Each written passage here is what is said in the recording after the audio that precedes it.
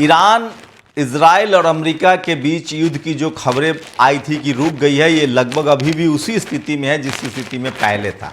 मैं फिर कह रहा हूँ, अमेरिका बार बार धमकी देने की कोशिश कर रहा है, लेकिन सच्चाई ये है कि ईरान डर नहीं रहा है।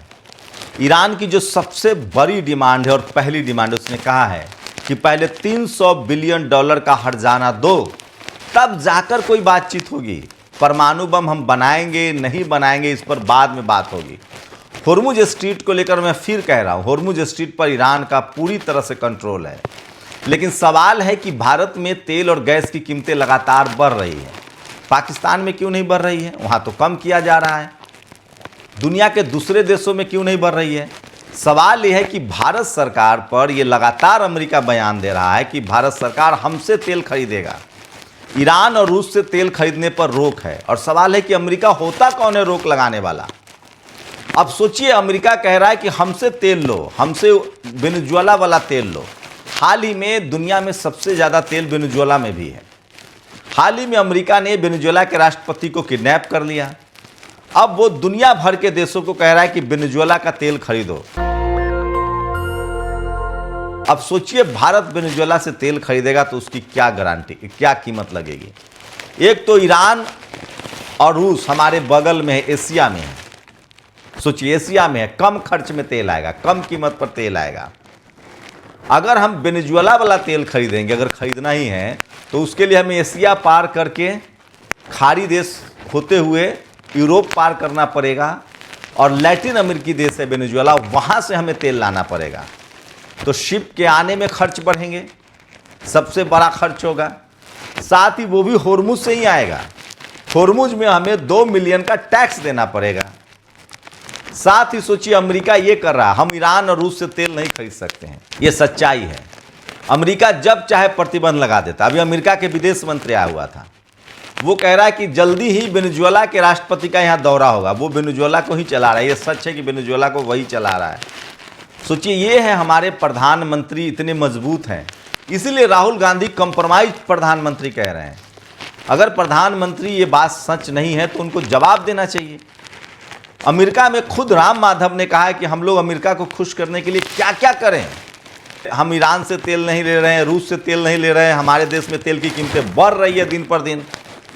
लगातार सोशल मीडिया पर वीडियो जा रहे हैं। जो 500 रुपये रोज कमाने वाला आदमी है, वो 1 लीटर भी तेल जलाता है तो 100 रुपये गया। जो 1000 रुपये कमाने वाला आदमी है, वो 1 लीटर भी तेल फूकता है बाइक में। सोचिए महंगाई की क्या आलम है। तो महंगाई युद्ध एक कारण है, लेकिन अभी तो कच्चे तेल की कीमत सोचिए $60 था, तब तो आप लूट रहे थे। देश की सारी तेल कंपनियां अभी तक फायदे में हैं। सोचिए, अभी तक फायदे में है, 41% का फायदा है।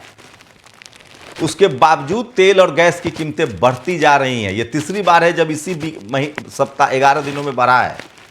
थोड़ा थोड़ा करके बढ़ाया जा रहा है। बहाना वही है, ईरान और रूस के युद्ध का। तो युद्ध के बारे में बता दूं, अभी होर्मुज को बिल्कुल ईरान खोलने के पक्ष में नहीं है। सवाल है कि ये ईरान ने तो हमला किया नहीं था, अमेरिका तो हमला तो अमेरिका ने किया था। ईरान अपनी संप्रभुता के लिए लड़ रहा है।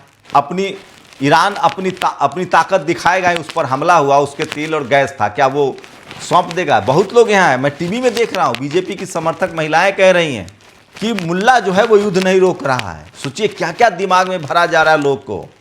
टीवी स्टूडियो में जाति विशेष के लोग बैठाए जा रहे हैं। ये तो तमाम विपक्षी दल के प्रवक्ता भी सवर्ण है। राजकुमार भाटी को तो अब चुप ही करा दिया गया है। ये जो लोग टीवी स्टूडियो में बैठ के आते हैं ना, उनसे पूछ लीजिए कि आपकी जाति क्या है। ज़्यादातर जनरल कैटेगरी के लोग हैं, उनके छात्र हैं, उनके लोग हैं जो टीवी स्टूडियो में जाते हैं। और उन्हें सरकार महंगाई के लिए नहीं चुनी है भाई, उन्होंने चुना है सरकार की आरक्षण खत्म हो, चूड़ी टाइट रहे, सांप्रदायिकता बढ़े, जातिवाद बढ़े। उनको कोई दिक्कत नहीं है। इस देश के 10% लोग, जिसमें 90% जनरल आबादी है, उनका शहरों पर कब्जा है। सारे पैसे, धन, संसाधन उन्हीं के पास है।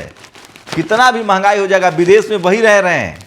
इस देश के बड़े बड़े ठेकेदार की जाति पता कीजिए कौन है, हाईवे कौन बनाता है, बड़े बड़े ब्रिज कौन बनाता है, बड़ी बड़ी कंपनियों के मालिक कौन है, बड़ा बड़ा कॉर्पोरेट का कौन है, 90% कॉर्पोरेट में कौन लोग बैठे हुए हैं। इस महंगाई के लिए दलित, पिछड़ा, किसान, आदिवासी, अल्पसंख्यक जो 5 किलो राशन पर जिंदा है, उसकी जिंदगी और मुश्किल होती चली जाएगी। और मैं उसी समाज का हिस्सा हूं, इसीलिए अपना जान जोखिम में डालकर आपसे बात करता हूं। तो सोचिए, ये युद्ध का बहाना आपको ठगा जा रहा है, बहकाया जा रहा है। इस देश में जो ये सारी अर्थव्यवस्था जो खत्म हो रही है, इसके लिए टीवी और अखबार जिम्मेदार है। वो आपके फायदे गिना रहा है। यही लोग 2014 में जब मनमोहन सिंह की सरकार थी तो सारे लोग बोलते थे, अब सब के सब चुप हैं। मैं फिर कह रहा हूं, ईरान अमेरिका युद्ध का कोई मतलब नहीं है। अब भारत अमेरिका के दबाव में है, वो रूस और ईरान से सस्ता तेल और ले सकता है। और अभी भी कोई आग नहीं लगी हुई है। $100 से नीचे है प्रति बैरल क्रूड ऑयल की कीमतें। तेल कंपनियां के दाम बढ़े। दरअसल ये देश चल नहीं पा रहा है, सरकार चला नहीं पा रही है, प्रधानमंत्री फेल हो गए हैं, हमारी ग्रोथ रुक गई है, मैन्युफैक्चरिंग रुक गई है, जीडीपी नीचे गिर रहा है। क्योंकि काम करेंगे तभी ना। 365 दिन आप चुनाव में रहते हैं, सारे पैसे चुनाव में झोंके जा रहे हैं।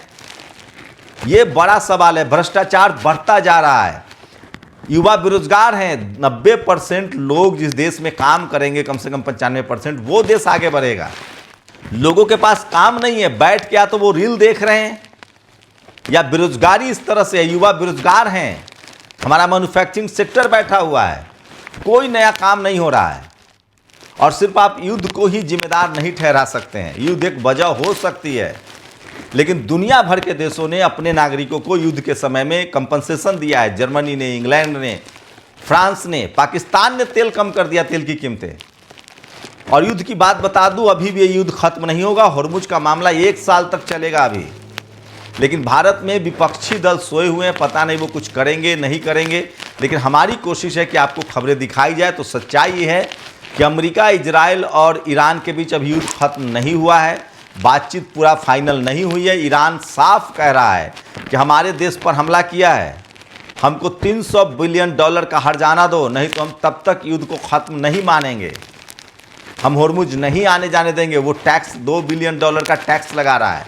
सवाल है कि वो उसका इलाका है, उस पर हमला हुआ है, तो वो क्यों पीछे हटेगा। अमेरिका की भी हालत खराब हो रही है, इसीलिए वो कह रहा है कि उसने वेनेजुएला पर कब्जा कर लिया एक देश पर, और कह रहा है दुनिया भर के उन तमाम देशों को कह रहा है, कोई तो उसकी बात मान नहीं रहा है। भारत को कह रहा है कि तुम वेनेजुएला का तेल खरीदो। आज के डेट में अमेरिका के साथ एक भी उसका पार्टनर नहीं है, सिर्फ इजराइल है और अब भारत है। सारा यूरोप अमेरिका के खिलाफ है। थोड़ा बहुत पाकिस्तान दोनों तरफ खेल रहा है, वो ईरान के साथ भी खेल रहा है, रूस चीन के साथ भी मिला हुआ है, अमेरिका के साथ भी खेल रहा है। उसके तो 12-10 उंगली घी में है। लेकिन आपके साथ क्या हो रहा है सोच समझिए। तो मैं फिर कह रहा हूं, इस युद्ध का तेल और महंगाई पर जो असर है वो दुनिया, क्रूड ऑयल की कीमतें फिर घटी हैं। सच्चाई है कि भारत सरकार ईरान और रूस से चाहे तो सस्ता तेल खरीद सकती है, लेकिन अमेरिका दबाव है, अमेरिका ऐसे नहीं करने दे रहा। प्रधानमंत्री की क्या मजबूरी है वो जाने, इसीलिए विपक्ष उनको कंप्रोमाइज प्रधानमंत्री कह रहा है। तो मैं फिर कह रहा हूं कि ईरान और अमेरिका के युद्ध के बीच कोई फैसला नहीं हुआ है। सरकार इसी तरह से चलती रही तो और तेल और गैस की कीमतें बढ़ेंगी क्या? सरकार एक बार में आके कहती क्यों नहीं है? क्या ये खबर गलत है कि तेल कंपनियों को अभी भी फायदा हो रहा है, चौथी तिमाही में भी फायदा हुआ है? तो सोचिए कि आपकी स्थिति क्या हो रही है। क्या आप इस महंगाई से खुश हैं? क्या आपके जेब पर असर पड़ रहा है? क्या आपकी रोज की जिंदगी बेहतर चल रही है? ये सबसे बड़ा सवाल है। और सवाल है कि युद्ध थोपा किसने, ईरान पर हमला किसने किया? अमेरिका ने। तो उसकी कीमत तो अमेरिका को चुकानी चाहिए, उसकी कीमत दुनिया क्यों चुकाएगा? ये सबसे बड़ा सवाल है। लेकिन सोचिए, अमेरिका ने इसीलिए हमला किया था कि वो तेल पर कब्जा कर ले, अब वो कब्जा नहीं कर पाया और वो लड़ ही नहीं सकता ईरान से युद्ध। सच्चाई है कि ईरान एक ताकतवर मुल्क है, ताकतवर देश है, और उसने अमेरिका को घुटनों पर ला दिया है। ये सच्चाई है, और उसकी कीमत सबसे ज़्यादा भारत को चुकानी पड़ी, क्योंकि अमेरिका हमें कह रहा है कि रूस से और ईरान से तेल आप नहीं खरीद सकते हैं। तो अमेरिका और ईरान के बीच युद्ध का क्या होगा ये तो नहीं पता, लेकिन भारत के लोगों पर इसका सबसे ज़्यादा असर हुआ है। और सोचिए, उसके बावजूद भारत सरकार जो है वो अमेरिका के दबाव में है। अभी भी अमेरिका का विदेश मंत्री कह के गया है कि नहीं, वेनेजुएला से तेल खरीदो आप। वेनेजुएला से तेल आएगा तो वो और महंगा होगा। हम तेल अगर रूस और चीन से जब तक खरीदना शुरू नहीं करेंगे तब तक इस महंगाई को नहीं रोका जा सकता है। ये सच्चाई है। देखते हैं भारत सरकार ईरान और रूस से कब तेल लेना शुरू करती है, तभी जाके स्थिति जो है और संभलेंगी। बाकी तो देश में जातिवाद और सांप्रदायिकता लगातार चल रहा है। सांप्रदायिकता एकदम शबाब पर है, जातिवाद शबाब पर है। तमाम इस देश में आप कल्पना नहीं कर सकते हैं कि किस तरह से महंगाई जो है वो बढ़ती जा रही है। आप लोग अपनी राय जरूर दीजिए, क्या ईरान अमेरिका इजराइल युद्ध के बहाने सिर्फ बहाना बनाया जा रहा है? क्या देश की आर्थिक व्यवस्था चरमरा गई है? क्या नरेंद्र मोदी सरकार नहीं चला पा रहे हैं? और क्या टीवी अखबार अभी भी सरकार की भाषा बोल रही है? क्या पब्लिक खुश है इस देश में? सोचिएगा जरूर। शुक्रिया। दस्तक की आपसे गुजारिश है कि अगर इसको बचाना चाहते हैं तो नेशनल दस्तक को सब्सक्राइब करने के लिए रेड कलर के सब्सक्राइब बटन को दबाएं, फिर बेल आइकन की घंटी दबाएं। नेशनल दस्तक को बचाने के लिए बहुत जरूरी है कि हर खबर को शेयर करें, लाइक करें, कमेंट जरूर करें।